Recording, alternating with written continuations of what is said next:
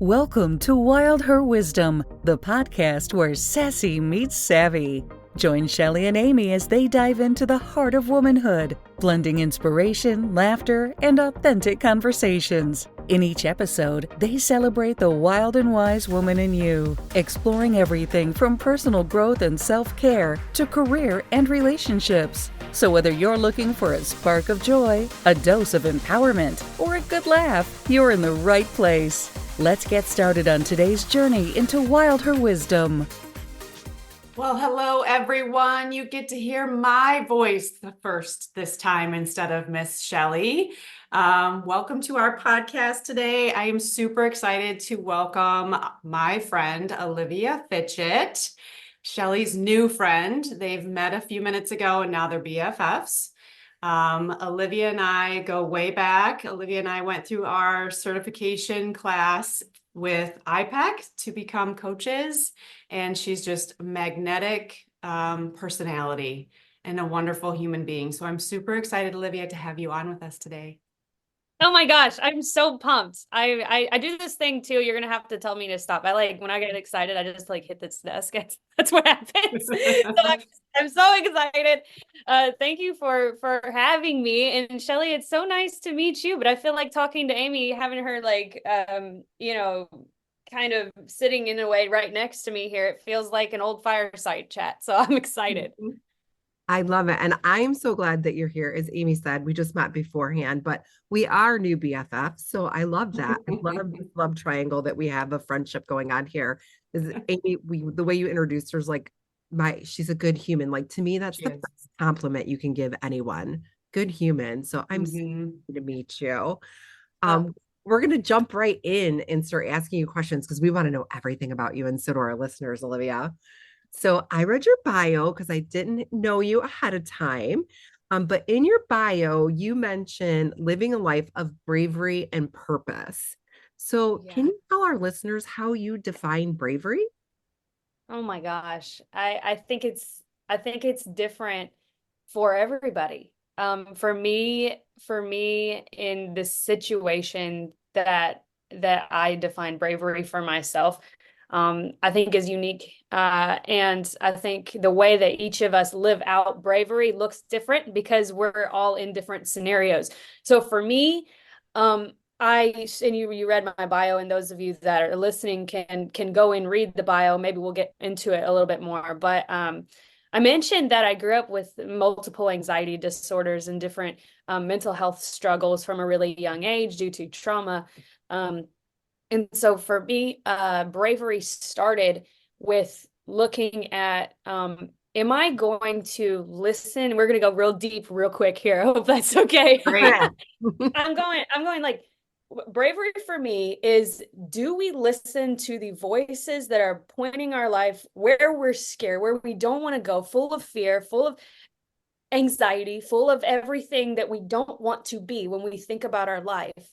Or do I choose to listen to the voice that isn't poisoned with all of that allows me to live in a little bit of freedom? Now, like, I say those two choices like it's an easy thing. Like, oh, you just kind of decide which way you want to go. No, like, it's called an anxiety disorder because so many people, I'm not the only person, obviously, that struggles. So many people struggle with this when we've got a chemical imbalance in our brains that keep us from living life on purpose, full of purpose, and being held back by beliefs and situations, scenarios, and repeated thought patterns that keep us locked in where we're no longer supposed to be. And so for me, bravery was going against every instinct that I had, starting from a young age, of leaning into discomfort. I look back, and that's where it started, Shelley, was back when I first started to see that I did have a choice, right? Like, yes, medication, yes, therapy, yes, help, right? And you also get to choose which step you want to take. So I think bravery for me from a young age looked like deciding what voice to listen to and always leaning in. I remember my days, even as a kid, y'all, like I was exhausted because my brain was going all the time, because I was always thinking about the next thing that I was going to have to conquer, the next, even going to school. I would sit there and just sweat. And there's so many stories I could tell around that. But every day, just waking up and doing the normal things that kids did was a huge task for me. And so looking back at the 9-year-old girl, if you're listening, so you're not seeing us on video, but I'm holding up a picture of myself that I keep on my desk when I was around 8.5 or 9, and I keep this on my desk because this girl was paralyzed. Mm-hmm. I mean, she was paralyzed, and was missing milestones and was falling behind, and so I keep her here to just remind myself that every day I was a freaking hero. Every day I woke up and did the thing when I was that age. And so that's where bravery started with me. It went into, I have an identical twin sister. Maybe we'll get into that, but she had similar struggles. So we did have each other, which was good. Yeah. But even into high school, into college, this anxiety, this like all encompassing thing that I was learning to control still had strings on my life that I wanted gone. And Mhm. so, and then bravery started to look like cutting them one Mm-hmm. at a time. And I still cut them, it's still, it just changes shapes a bit. So for me, bravery equals standing up when it is so freaking hard to stand up, and stand in the power that you have, no matter what. Bravery can look like leaving an abusive relationship. That wasn't my story, but it can look like that for some. Maybe bravery is being the first to get a college degree, right? I don't know, but that's my bravery story. I hope that's helpful.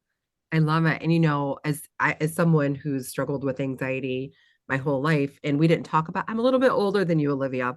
Um, and we didn't talk about it You back. don't look like it. You don't look like Well, it. thank you. I just colored my roots. Um, we didn't talk about it back then. And I love that the conversation is so open these days. And I'm sure we'll get into it more through what we're talking about. But I love that this is something we're bringing in the forefront and saying, this is a real thing. I live better Yep. with science every day myself, and it helps me be able to do the damn thing, right?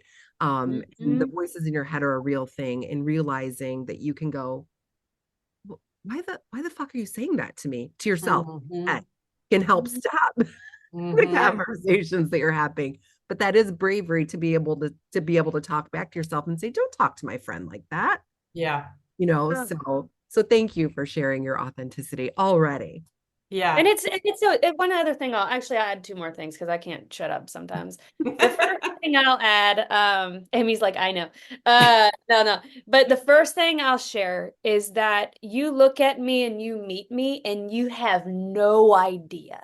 Right. Right. You have no idea the battle I give off. Like I've never had a worry in my life. I Mm-hmm. just give that off. I can't help it. People are like, what, you struggle? And it's like, do you not believe me? I Mm-hmm. like, and so I just want to like say that out front is bravery is invisible to the naked eye at some points. Me looking at you, Shelly, I have no clue what you have had to be brave and walk through, right? But so I want to say that. And I want to say one other thing.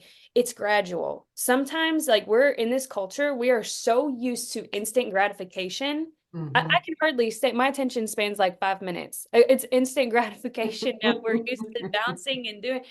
Um, this is some bravery, and I'll go ahead and make a big statement here that hopefully applies to everything. But like bravery normally looks gradual. And normally it's a culmination of lots of small steps and lots of reps, lots of getting it wrong too. Mm-hmm. It's very few times can I look back at my life so far and go, oh, that was that moment, and then the lights came on. That happens, but it's not all the time. So yeah, bravery doesn't look like a superhero cape. Mm-hmm. I love that you embrace that with such authenticity, because authenticity is something that we talk about a lot on this podcast. So I love that you embrace that as part of your personal journey and Yeah. personal growth and able to, freely share that, because I feel like when we can share our own personal experiences, it helps somebody else, and we may not.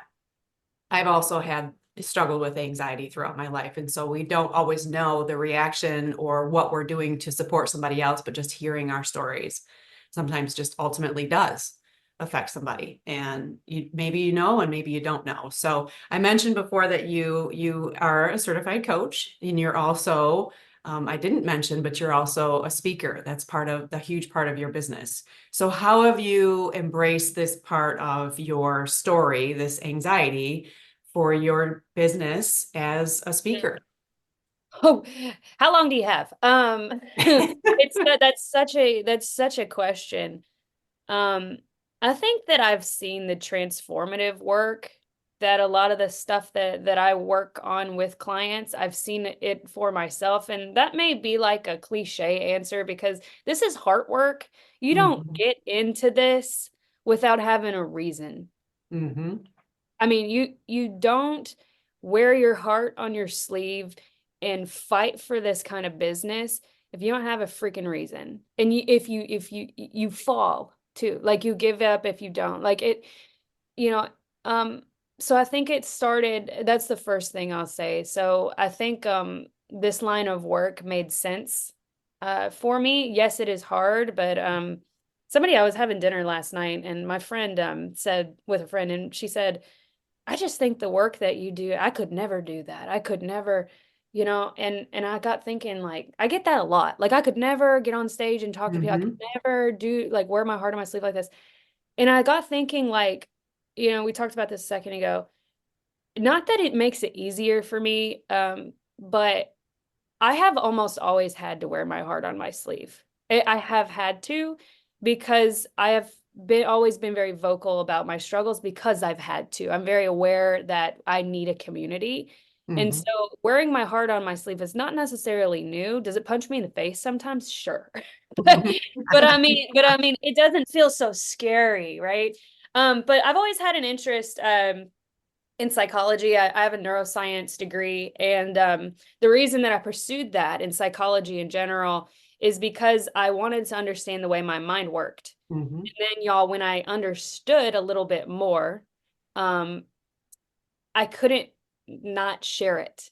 So when I started sharing a little, I was blown away by how many people did not know basic skills, like Yeah. basic psychology tools. And then I started to see it um, transform people. People grabbed a hold of it and said, "No, okay, we need you to come talk about this, because like our people need." And y'all, I'm talking about like very basic things Mhm. that are just like spending time on just very basic things. And so for me, it's always been about what how can I help people that have been in similar situations as me. Maybe it's not anxiety, but maybe it's a different mental loop of some kind. Yep. you know, I I'm always really reactive in meetings. I don't know why. Why do I always feel like I need to control this? How come Mhm. it, and these problems will come up, and it all kind of relates to them. And it's so beautiful that I'm able to transfer my experience on paper and hand it to people. So that's, I guess, how it comes out in my work, is it's just fueled by my experience and my like urgency to get this in front of people, because I've seen it in my own life, how transformational this work is. Mhm. I love that because you were talking about that you do a lot of speaking, which leads me into my next question, because you've had a pretty impressive journey already. You've worked at Sigma Kappa sorority, you've spoken at the White House, pretty amazing. Can you recount your most memorable moments so far on your journey?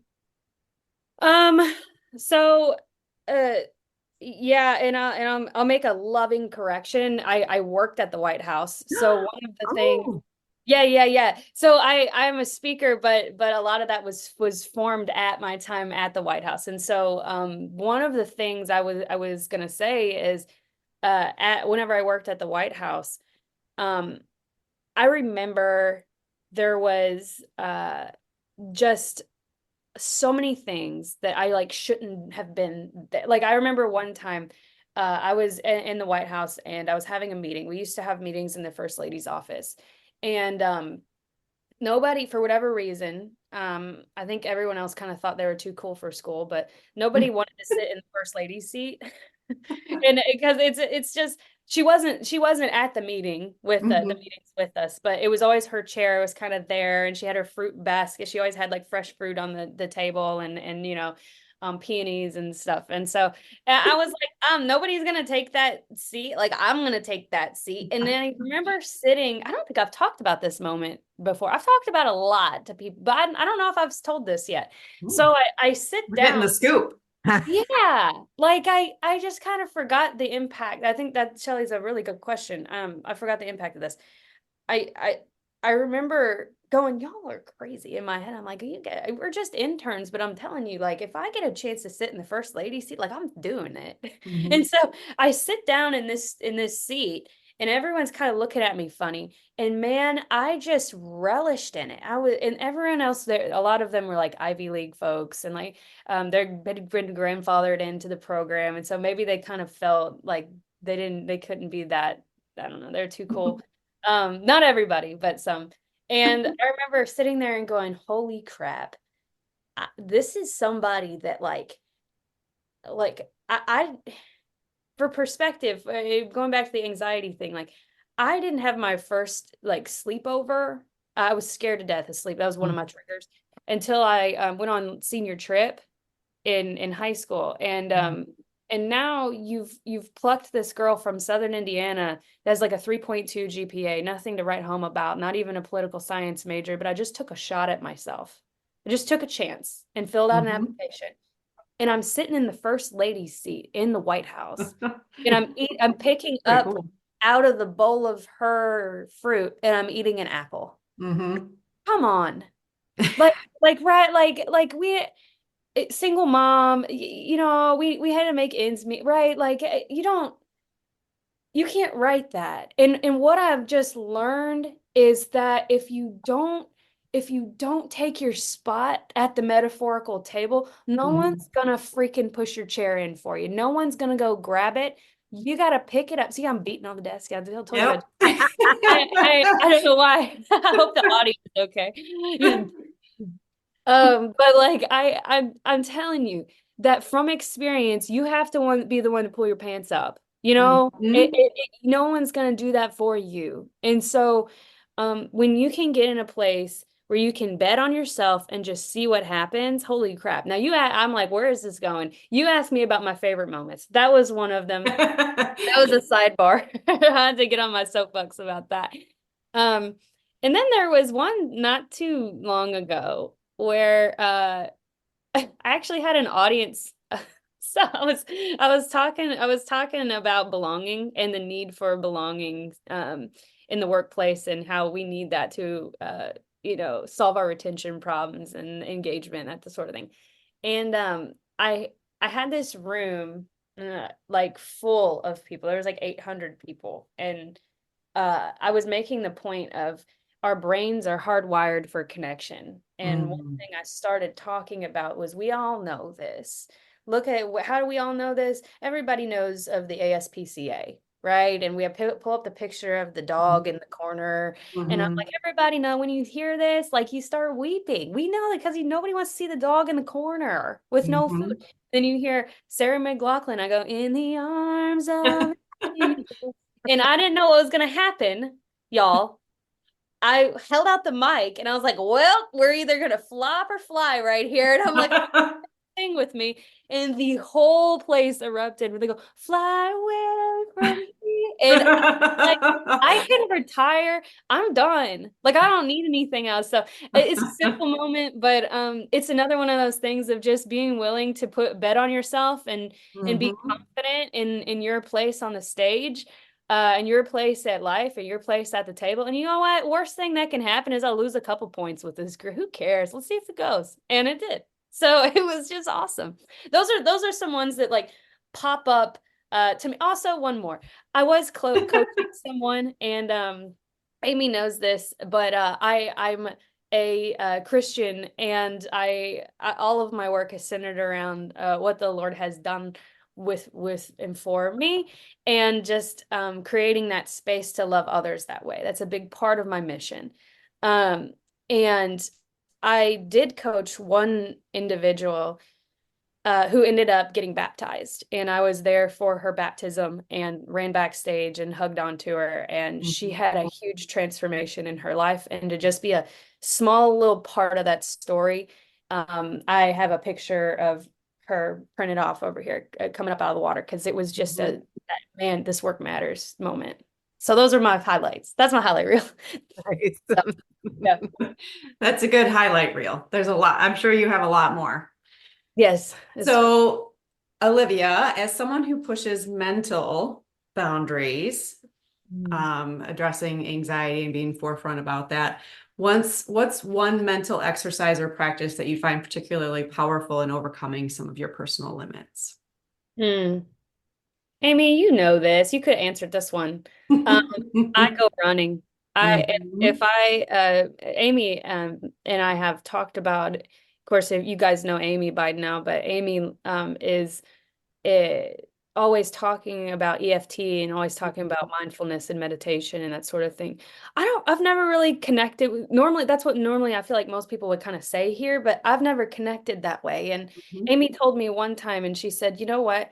I'm going to borrow your words so you can just tell me I did not. Okay. But she basically encouraged me of just going, what clears your mind? Is it not, you don't have to be sitting down. Oh, like that's not what we're doing. What helps you? It's not going to be what helps me or whatever. And so Amy sort of gave me the freedom to view my running as soulful and as spiritual. And I got to tell you, once I started flipping that and realizing that running is actually therapeutic for me. And I've been a runner my whole life and have never really used it that way. I'm going to go, see how fast I can. I'm going to get in shape. But once I started going, no, around when Amy said that, I started going, no, we're not timing today. No, we're not saying we're going to do 5 miles today. We're just going to go out and we're just going to cry. We're just going to go out and we're just going to laugh and have people laugh at me. Like that's happened before. I just, people think I'm crazy when all kinds of emotions come out. So it's running almost all the time. If it's not that, it's in the garden right now. Love y'all. I'm telling you, something happened. I'm 31 years old. Something happened when I turned 31, where it was like, and I feel like most people are going, oh, when you turn 30, like, things change and, whatever. When I turned 31, all of a sudden I was like 90. Like I'm like, I would like my hot tea. I'm retired now. Like all I do is like make honey-do lists for my husband, and all I do is play in the garden. Like I don't want to, like, I love my work, but I want to just be in the garden all day right now in the springtime. It's so fun. And so I would say running, exercising, and then being in the garden, vegetable gardens and that sort of thing. That's what kind of separates me from the real world for a little bit. So before Shelly jumps in, because I know she is also a runner, and she took up her own version of gardening. She has a greenhouse. So, and she would love to sit with her hot tea as well. So the two of you, I think it's meant to be. Yeah. Shelly, you're moving to Louisville, right? So I'll come visit. I'm a lifelong runner too. And, as I said, I'm older than you, and now I verified it because you said your age. And I was never a distance runner. I've done one marathon just to say, oh, I've done it. I got the same medal as the person that won, but I got beat by somebody wearing a cow costume. But to me, running is moving meditation. And I think it's like what people get confused about. Like I am a big meditator. I love to sit on my cushion, but really it's just about being present in the moment. Yeah. And whatever that feels like for you. And so I agree with you, running, walking, gardening, all of those things. And being at home is amazing. All of my stuff is here. Like everything I have is here. I love it. Like I live life like I'm retired. Right. And I like and having the freedom to kind of work when I want to, the garden. I mean, listen, I better reel it in though, because we got a while. I'm just saying, I love being out there. You're doing it the right way. You're learning the lessons of living early. Mm. So, Olivia, I want to ask you a question because you describe yourself as a force of light, which I love that saying. Um, Mhm. what does it mean in your day-to-day life, and how do you bring that energy to your professional engagements? You know what? You're asking me another really good question that I don't know if I've tapped into like publicly yet. Um, it, how do I tap? I want to answer that last part, and then I might ask you to ask me the question.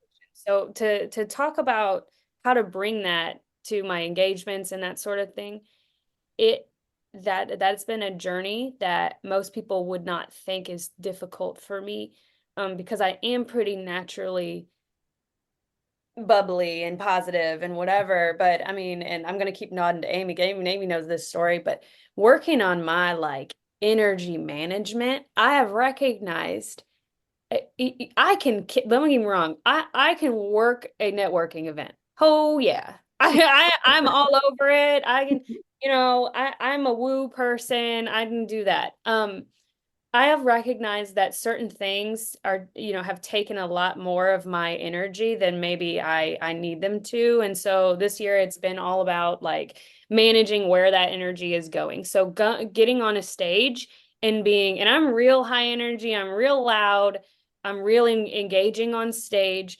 But I cannot do that. Like I cannot do it and be happy. I can turn it on, but I can't do it and enjoy my work if I am not managing my energy well, if I am not tucked away in this room or taking a nap downstairs with the blinds closed.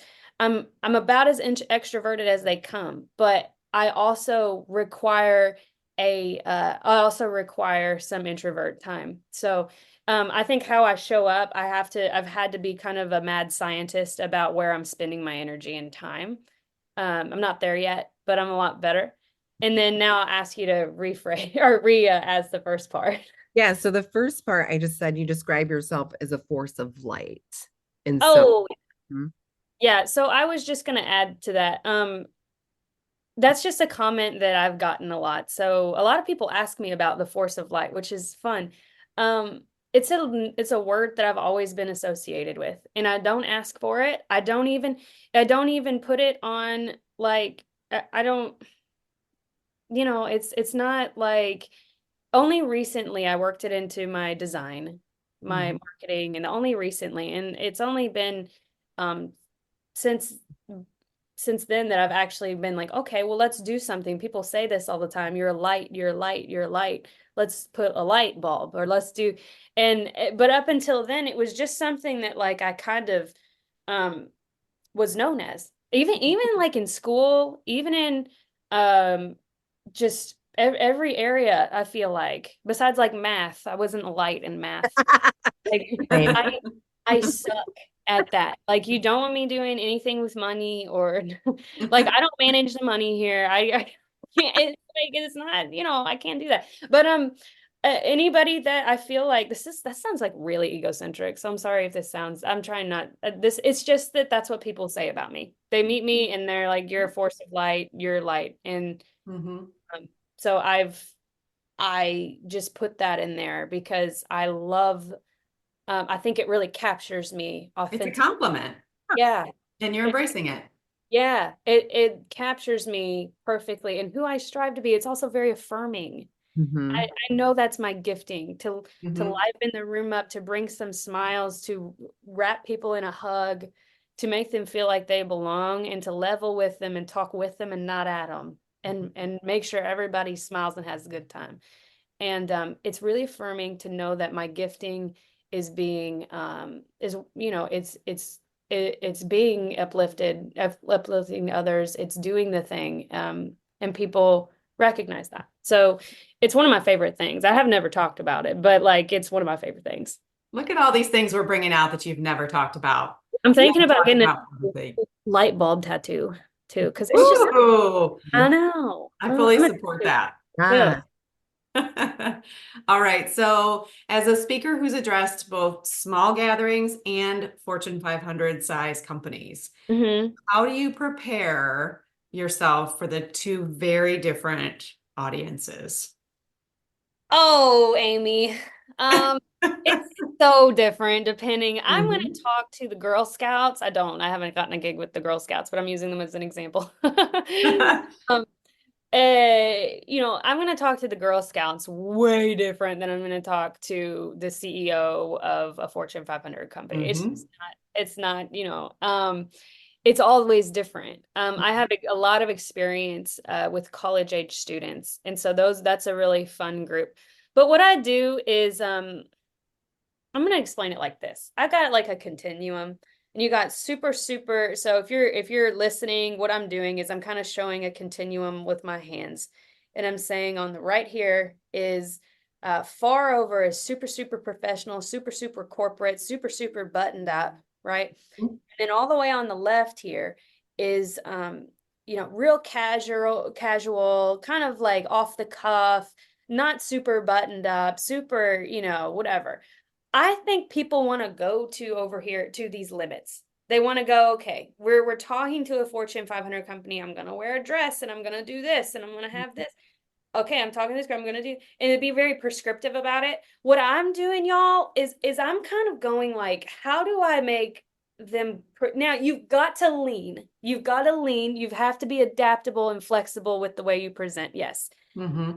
But I think that I'm not going to change myself that much. That's what I've kind of gone Yep. back to. Like I'm not a dress girl unless it's like a real fancy thing. Then I get real feminine. But Mhm. typically it's like Oxford shoes, dress shoes, pants and a button up. And Mhm. that's what I'm comfortable in. And if someone's got a problem with the way that I'm dressing or whatever, then they're not my client anyway.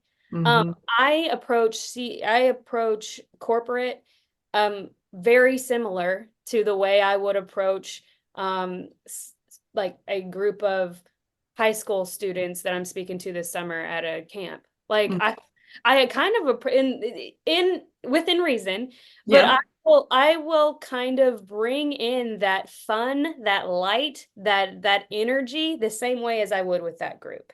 So that's a differentiator as me for me as a speaker is high energy. High energy. Mhm. You don't want me talking about, you're not gonna hire me to talk about, the billing for next year. You're not gonna do, we're not, you know what I mean? We're talking about living our best life. We're talking about Yep. stepping into our purpose. We're talking about mindfulness. We're talking about these things, belonging and culture.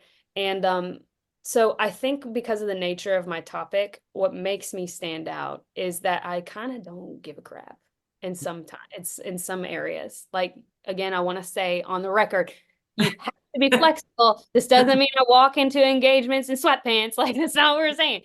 But Being I like, respectful of your yeah, audience, but not giving up your authenticity. I'm That's what I hear. playful, you guys. Yes, I'm playful. And I'm gonna be playful however you get me in. And I'm upfront about that. This is the type of speaker I am. If I'm not a fit, that's fine. I'm just letting you know up front. right. Well, So and people can tell. I mean, the reality is if you show up in a non-authentic version of yourself, whether people know you or not, yeah. up on it because your body language is going to be different, your comfort level is going to be different. All of those things are going to change. So showing up as the version of yourself within reason of what's appropriate for the Yep. occasion is Yep. always, in my not so humble opinion, the There are, best way to go. and there are plenty of other speakers. Like there's so much work for 1000%. everybody. So Exactly. just get someone and no harm, no foul. It's just, that's just what it is. Mm-hmm. Yeah. Yep. All right, Olivia, we're each going to ask you one more question. We could keep you here forever, but we want to be mindful of your time. So I want to ask you about your studies at IPEC. So can you share how studying at the Institute for Professional Excellence in Coaching shaped your leadership and coaching approach? Hmm. Well, you know, yes, it was an experience that I had no idea the way it was going to impact me.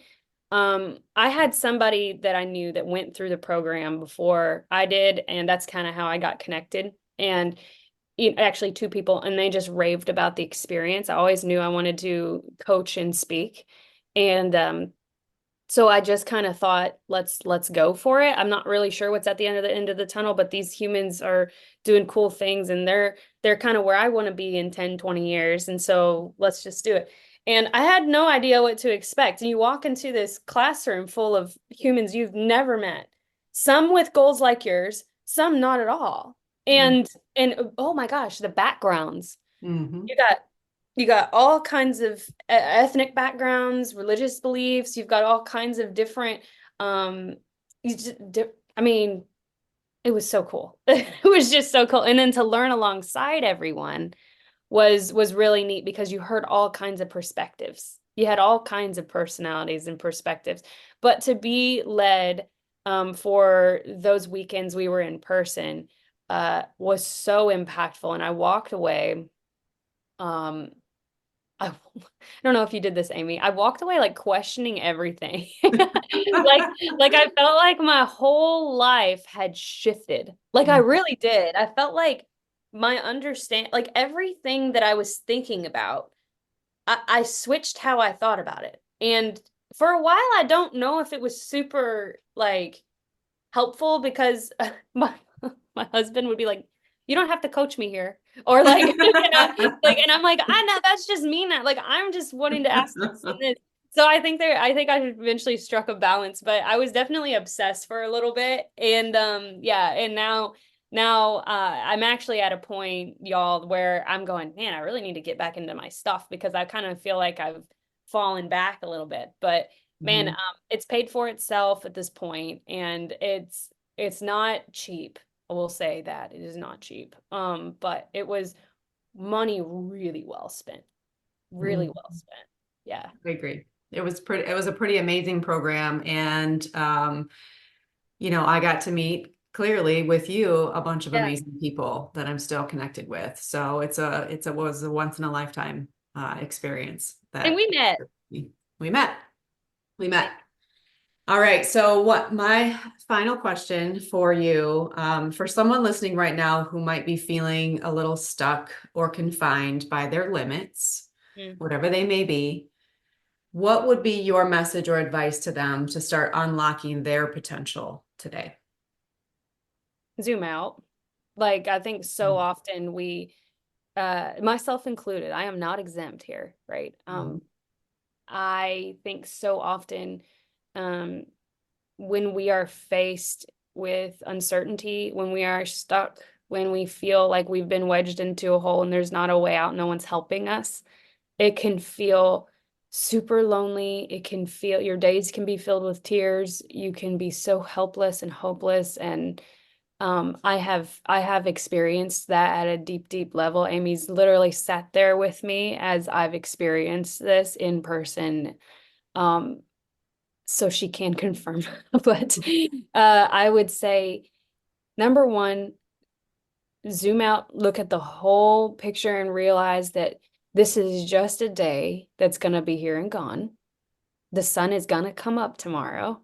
And if it doesn't, you won't have to worry about it anyway. And it's amazing what some sleep can do also. It's amazing that's like very practical advice, but it is amazing what getting a good night's sleep can do.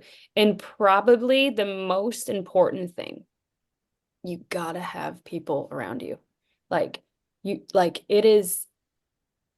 It feels cliche to talk about because everyone's, oh yeah, you gotta have community, blah, blah. It's true. It's so true. And community that wants the best for you, that will say your name in a room when you're not there. The people, I had a friend, y'all, I just posted, I'm gonna read this to you because I just feel like the time's right.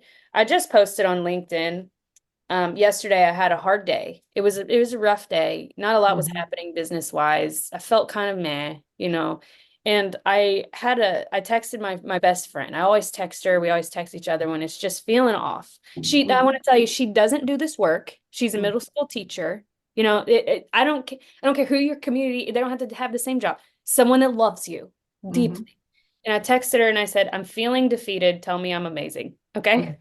She's just that friend to me. Don't you dare talk about my best friend like that, or Yeah. I will cut you. Mhm. That is what, do you see that? Confirm. Yep. That is what Chelsea said back to me. And I said, whoa, get some people that will stand and go to battle for you when I can't go to battle myself. Yep. Yep. Chelsea went to battle for me. Don't you dare talk to to her like that. That's my best friend, and you better not say anything toward her without going through me. You Yep. know, get Love somebody that. like that. Get somebody like that. You can meet him at church. You can meet him at softball. You can meet him at yoga. You can wherever you meet people. Mhm. But people, you can't be. It's really hard to feel alone if you got someone next to you. Yeah. You know, Agreed. so that's what I would say. Zoom out. There you go. Mic drop. Like Zoom Zoom that. out. out. Zoom Olivia, out. it has been wonderful having you on. Before you go, is there a link or a website that our listeners can go to find out more about you? Yeah. So I make it really, really difficult. It's oliviafitchett.com. So it's very confusing. You'll never remember it. So oliviafitchett.com is my website. And I'm all about I say this before I get off of almost every stage. That first of all, let me say this. I appreciate you allowing me to be part of your community. And I want to say like the worst thing that can happen is we all sit here, we all have fun. And I'm not talking about just Amy and Shelly. I'm talking about Kendra and Sally and Sarah and Hannah that are listening to, or whoever it is, right? Fill in Yeah. whoever's listening to. If all of us are sitting here and we're having a good time, for us to never talk again, for us to part ways, for us to never, it's a tragedy. Mhm. We're made for connection. That doesn't mean we have to message and be best friends all the time. But man, I'd love to know what's going on in your life. I'd love to know how this stuff is panning out and stay connected. So the website's a good way to, if you feel like connecting, that's a good way. LinkedIn is just my name, Olivia Fitchett. If you want to get crazy, you can follow me on Instagram. It's just a bunch of gardening. So in poodles. Signing up now. Yeah, it's gardening and poodles and my wonderful husband and my twin sister. That is all you'll see. And we'll make sure to link it too for our listeners. So thank you so much. Yeah. Well, you stunning souls, unfortunately, we've reached the end of another journey together here on the Wild Her Wisdom podcast. But don't let the conversation stop here. Keep the inspiration flowing by connecting with us on social media, like our Facebook page, and follow us on Instagram for a dose of empowerment and updates. And for those who just can't get enough, head on over to wildherwisdom.com. There you can connect with us, stay up to date on all our latest adventures, and catch up on episodes you may have missed.